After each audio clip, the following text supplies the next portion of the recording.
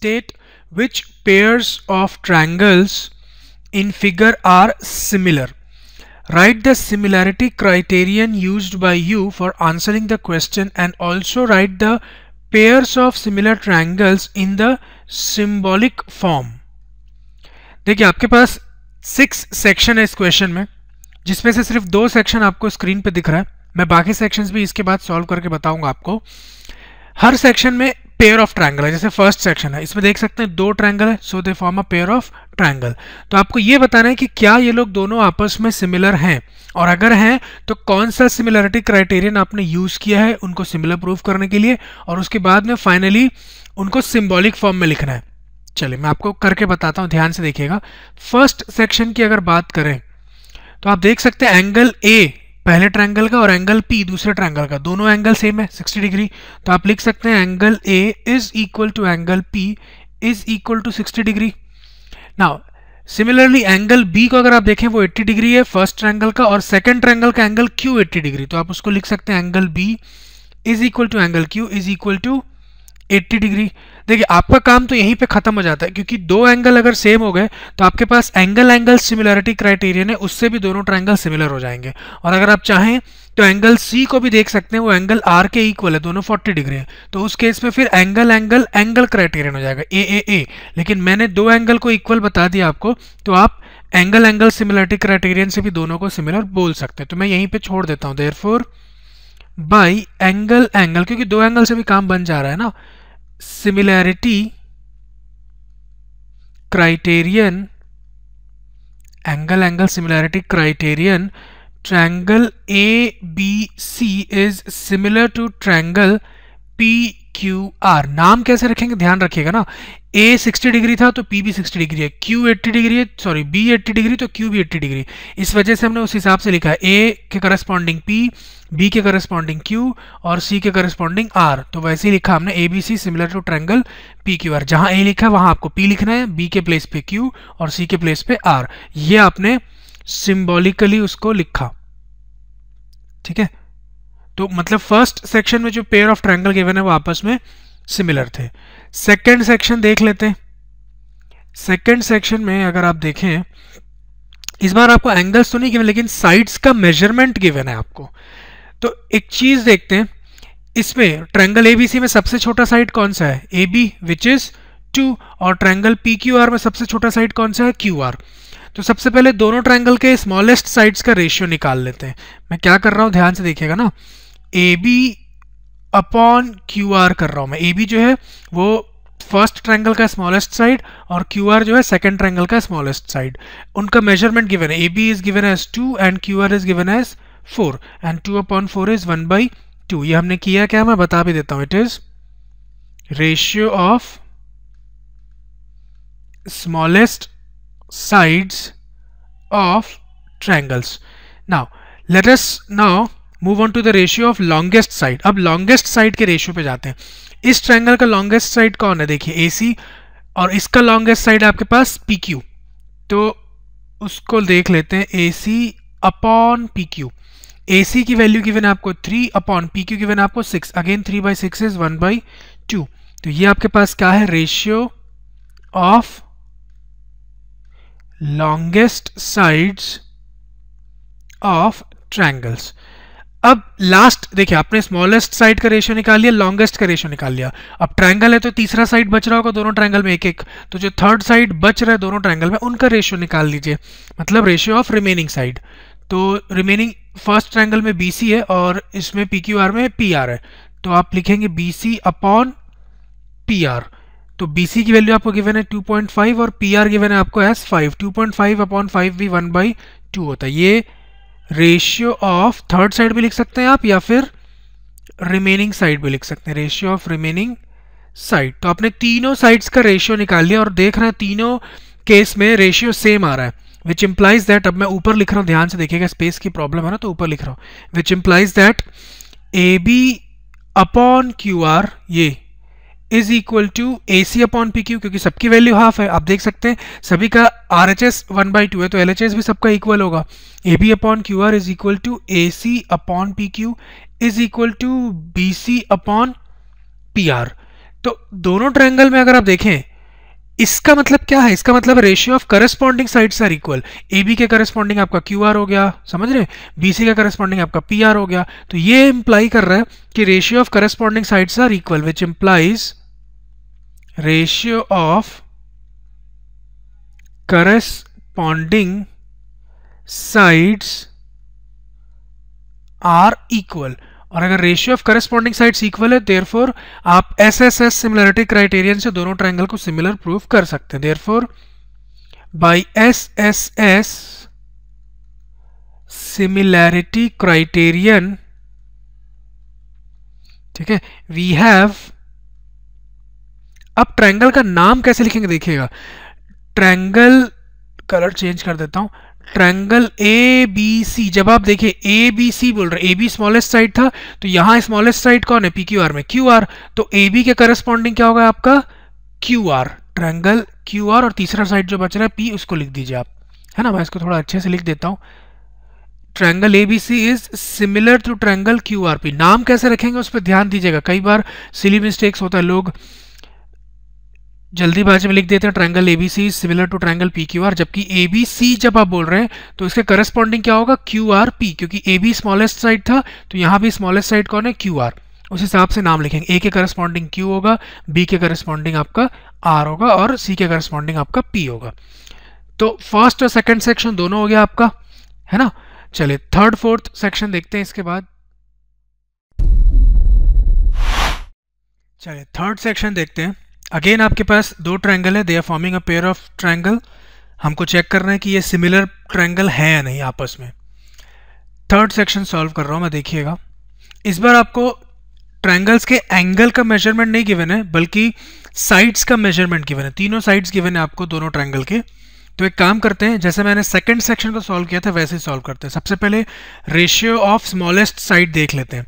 First triangle में जो smallest side है वो आपको दिख रहा होगा, ये MP, तो मैं MP अपॉन, दूसरे ट्रायंगल में स्मॉलेस्ट साइड कौन सा दिख रहा है? ये DE।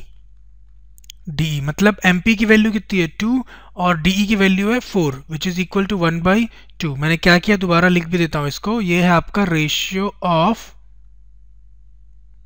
Smallest side. Now ratio of longest side देख लेते हैं। सिमिलरली फर्स्ट ट्रायंगल में लॉन्गेस्ट साइड है आपका ये LP, विच इज 3, तो मैं लिख देता हूं LP अपॉन, सेकंड ट्रायंगल में लॉन्गेस्ट साइड है आपका DF, तो LP की वैल्यू 3 अपॉन DF की वैल्यू 6, अगेन 3 अपॉन 6 1/2 होता है। It is ratio of longest side. ये आपने लॉन्गेस्ट साइड का रेशियो निकाला, अब बस जो रिमेनिंग साइड है उसका रेशियो निकालना बचा हुआ है। And third side, ratio of third side लिखना चाहिए। थर्ड साइड कौन सा बच रहा है? इसमें बच रहा है आपका LM, ठीक है, तो लिख देता हूं मैं LM अपॉन, इसमें बच रहा है आपका EF।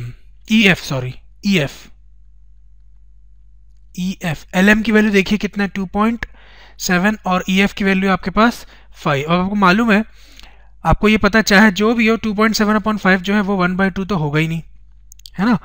तो सिंस, विच इंप्लाइज, मैं यहाँ लिख देता हूँ, which implies MP upon DE, ये 1/2 था, is equal to LP upon DF, क्योंकि ये भी 1/2 है, लेकिन is not equal to LM upon EF, ठीक है।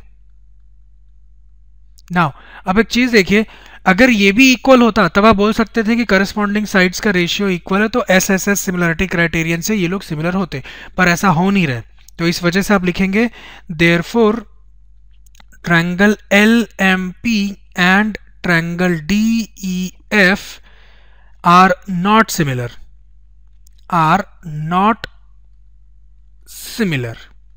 ठीक। चलिए थर्ड सेक्शन तो हो गया। फोर्थ सेक्शन में यही कोशिश करता हूं अगर इतने स्पेस में हो जाए तो। फोर्थ सेक्शन में देखिए आपको एक एक एंगल गिवन है और दो साइड्स का मेजरमेंट गिवन है। तो सबसे पहले तो एंगल देख लेते हैं। आपको फोर्थ में गिवन है angle M is equal to angle Q। देख सकते हैं एंगल M भी 70 डिग्री है, एंगल Q भी 70 डिग्री है। नाउ अब आप क्या करिए, let us find the ratio of corresponding sides containing these angle. ये एंगल जो है 70 डिग्री वो MN और LM इनके बीच है, और ये एंगल जो Q 70 डिग्री है वो QR और QP के बीच है। तो इनका रेशियो निकालते हैं। मतलब क्या, देखिएगा MN अपॉन PQ जब आप mn अपॉन pq करेंगे तो ये आपको मिलेगा 3/6 which is equal to 1/2। Similarly जब आप ml अपॉन qr करेंगे तो आपको मिलेगा 5/10 which is again equal to 1/2।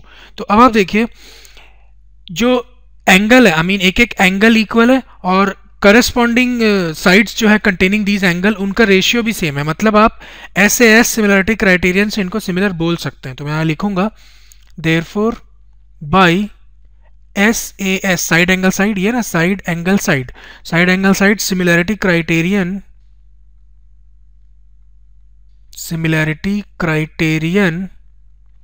Triangle MNL, ध्यान से देखिएगा MNL, तो यहाँ पे आपको क्या बोलना पड़ेगा, QPR बोलना पड़ेगा आपको, सिमिलर टू ट्रायंगल QPR, क्योंकि MN जो था वो स्मॉलेस्ट साइड है 5 और 3 में, तो यहाँ भी स्मॉलेस्ट साइड 6 और 10 में कौन है, 6। तो आप जब MN बोल रहे हैं तो आपको QP की तरफ जाना पड़ेगा। ठीक है, so this completes our solution. आपका थर्ड और फोर्थ सेक्शन हो गया, 2 सेक्शन और बच रहे, फिर फर्स्ट सेक्शन खत्म हो जाएगा, फर्स्ट क्वेश्चन खत्म हो जाएगा। Let us move on to fifth section. चलिए फिफ्थ सेक्शन देखते हैं। इस बार अगर आप ध्यान से नोटिस करें तो इस ट्रायंगल की अगर मैं बात करूं तो एंगल F गिवन है आपको, और जिन दो साइड्स के बीच में एंगल F बना, साइड्स इंक्लूडिंग एंगल F, वो दोनों आपको गिवन है, DF एंड EF दोनों गिवन है आपको 5 एंड 6 रिस्पेक्टिवली।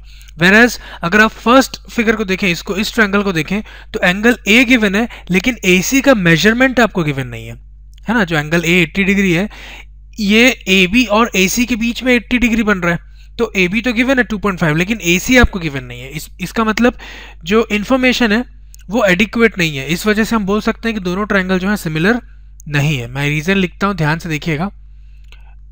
फिफ्थ सेक्शन है, sorry.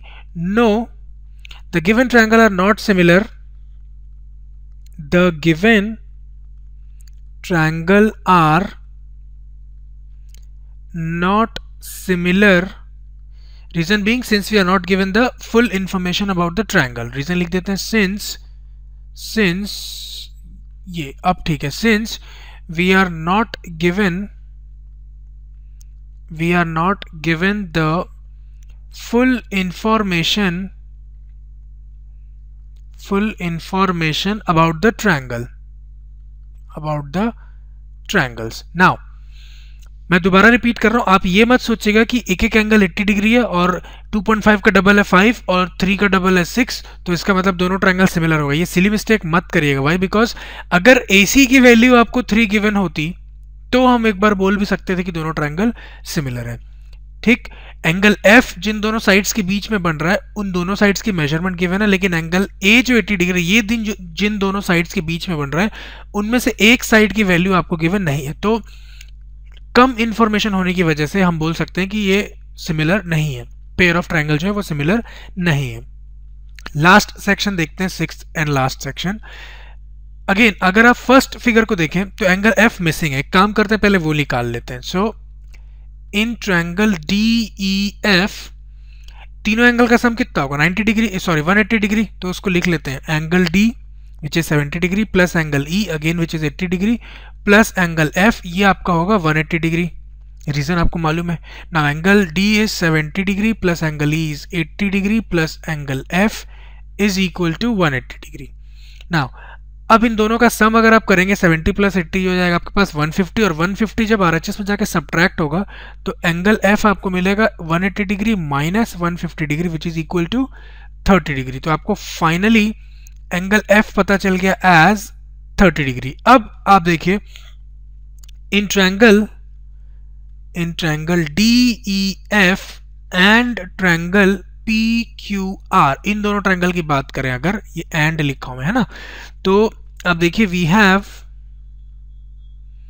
Angle F is equal to angle R, angle F 30 degree, angle R भी 30 डिग्री है, इज इक्वल टू 30 डिग्री लिख देता हूं मैं।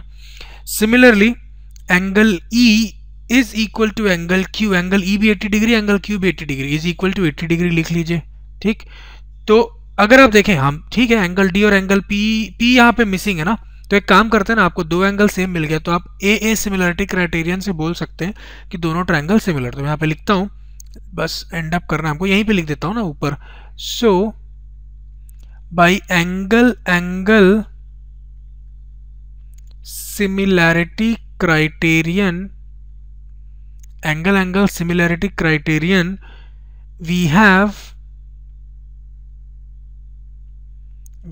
triangle DEF. Triangle DEF is similar to triangle PQR. क्यों ऐसा बोल रहे हैं, ध्यान से देखिए, एंगल E 80 डिग्री और F 30 डिग्री, तो आप 80 से 30 की तरफ जा रहे हैं, EF जब आप बोल रहे हैं तो यहाँ भी आपको Q से R की तरफ जाना पड़ेगा, QR, तो देख सकते हैं यहाँ EF लिखा हुआ है तो यहाँ पे QR लिखा हुआ है, D 70 डिग्री है। वैसे आप यहाँ भी चाहें तो इसको प्रूफ कर सकते हैं 70 डिग्री है ना। चलिए, so by this we come to an end of first question के हमने सारे सेक्शन सॉल्व कर लिए। Let us now move on to second question of the exercise. Thanks for watching. We'd love for you to subscribe to our channel